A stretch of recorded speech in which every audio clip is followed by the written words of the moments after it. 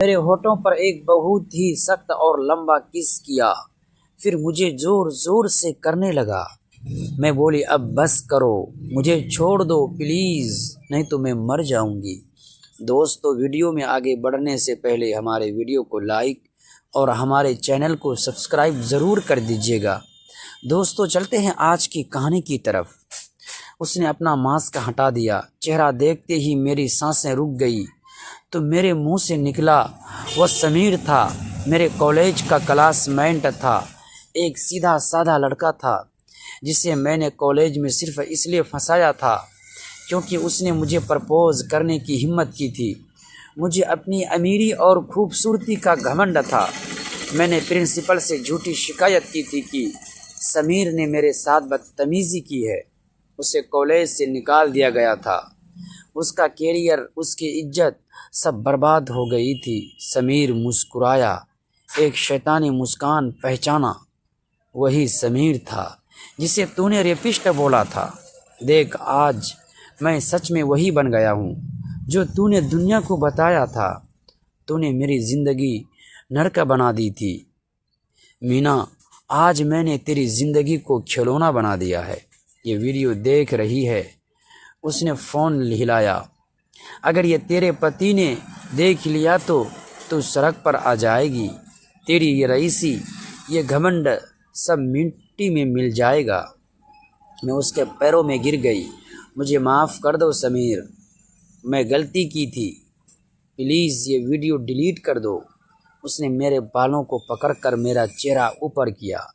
माफ़ी इतनी आसानी से नहीं मीना जी। वो बिस्तर से उठा। उसने अपनी जेब से एक चाबी निकाली और मेरे हाथ में दी। ये क्या है? मैंने पूछा। ये शहर के बाहर वाले मेरे गेस्ट हाउस की चाबी है। उसने कहा, आज तो मैंने सिर्फ ट्रेलर दिखाया है मीना जी, पूरी फिल्म तो अभी बाकी है। उसने मुस्कुराकर मेरे कान में कहा, आज से ठीक 2 दिन बाद परसों रात को तुम्हें इस गेस्ट हाउस में आना है, अकेले। और सुन, उस दिन ये नाइटी भी नहीं होनी चाहिए। उस दिन मैं तुम्हारे साथ वो सब करूँगा जो आज मैंने छोड़ दिया।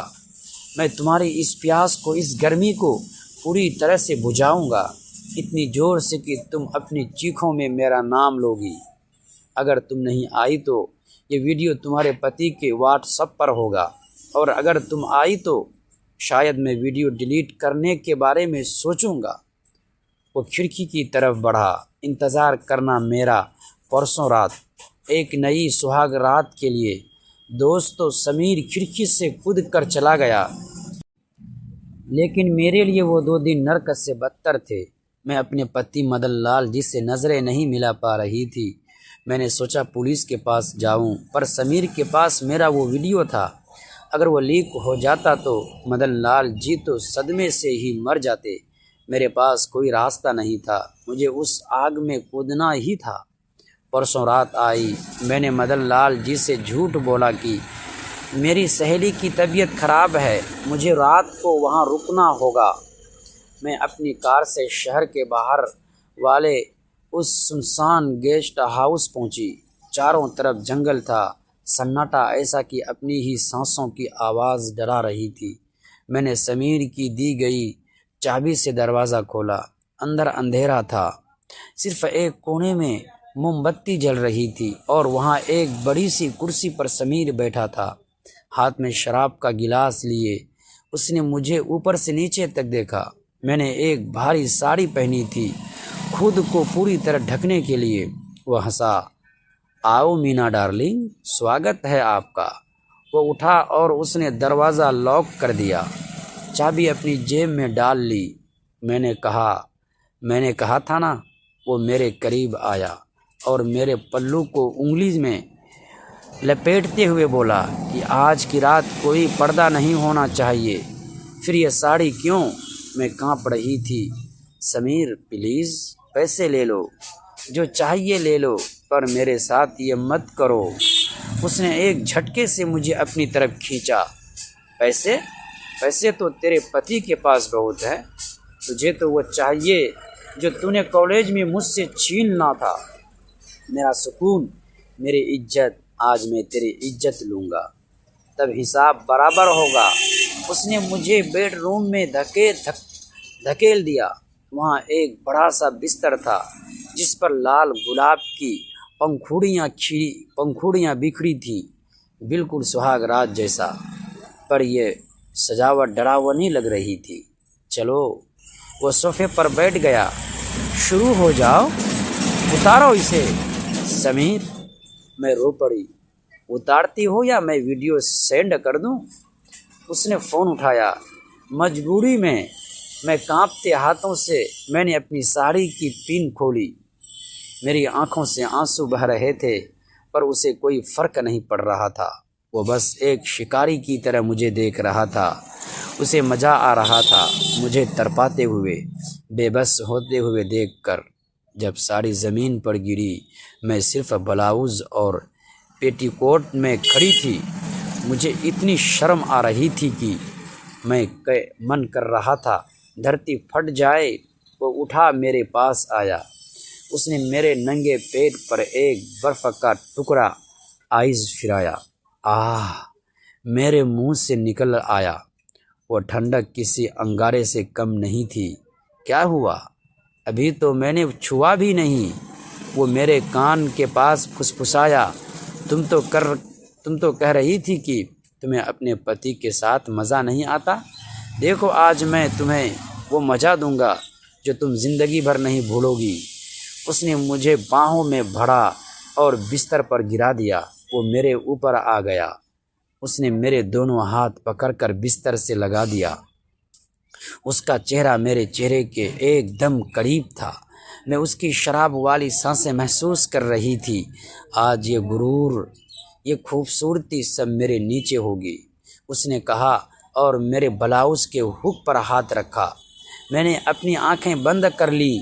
मैंने मान लिया था कि आज मेरी रूह का कत्ल होने वाला है। जैसे ही मुझे लगा कि अब सब खत्म, अचानक समीर रुक गया। मेरे ऊपर से उसका वजन हट गया। मैंने डरते डरते आंखें खोली।